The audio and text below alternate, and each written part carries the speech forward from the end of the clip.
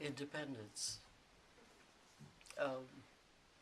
freedom, which is related, friends, and a purpose. Love and laughter are also very important. They are. My name is Gail Franklin, and my birthday is April 18th. I will be turning 50, and I'm really excited. I don't know why people get, worried about getting older. It's a whole lot more fun. I feel ageless.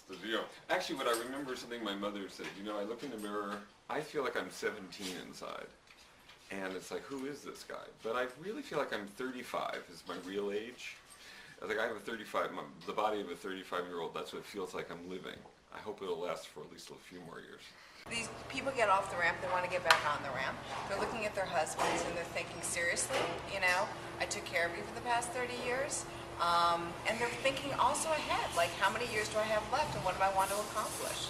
The 50-year-old woman is not as sexual as she was at 30. And that's due to any number of reasons. Primarily because of the hormones. And whether they're perimenopausal or menopausal, they're close to not having hormones, and hormones really do affect the libido. I think oftentimes when your girlfriends suggest to you that they're having sex multiple times a week with their husband of 30 years, they're probably lying.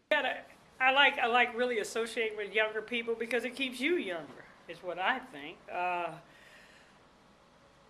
Just being yourself, and basically whatever you think when you're 20 or 25, you're going to think that same way when you're 65 or 70. It's just, if you maintain your body, you can still do some of the stuff you did when you were 25 or 30. I don't have any secret. I think the only thing I feel is that you have to wake up in the morning and love your life, not because it has anything or because you don't have anything, because it's just what is. To just be alive is a wonderful, wonderful thing. A lot of people who have been part of a religious tradition, when they get a little older, they realize there's something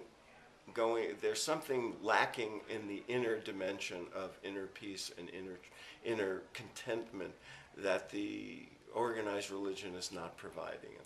That's when they become real spiritual seekers. I believe, the more an individual works and keep active, I think that means a whole lot in their lives, rather than just sitting around all day, not doing nothing, So I tell everybody, just keep active, no matter, how old are you, what you're doing, do something. Just don't sit down. I think that's part of getting into your 50s. You want control and you want to run, you want to have your own destiny. You want to be in charge of it. And when I looked at those pieces, I started, during this year of firsts, going toward those passions and things that I might like to do in the next life. And I'm really glad now. I don't feel so panicked. If this all came to an end, my great career, I feel sure now that I've started on the next stage of my life, and I'll be okay.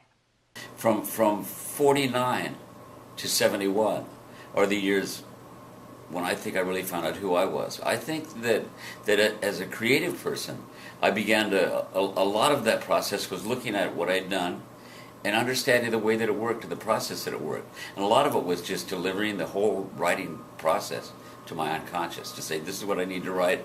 Don't think about it. Don't work about it so hard. Don't work about life so hard. Begin to trust your unconscious. Let it come out. Let it play, don't work. Don't stand on the hose. Just be interested in everything and try to do the best you can about all the problems that you are going to have, and perhaps attack them with a kind of gusto and resolve them as perfectly as you can.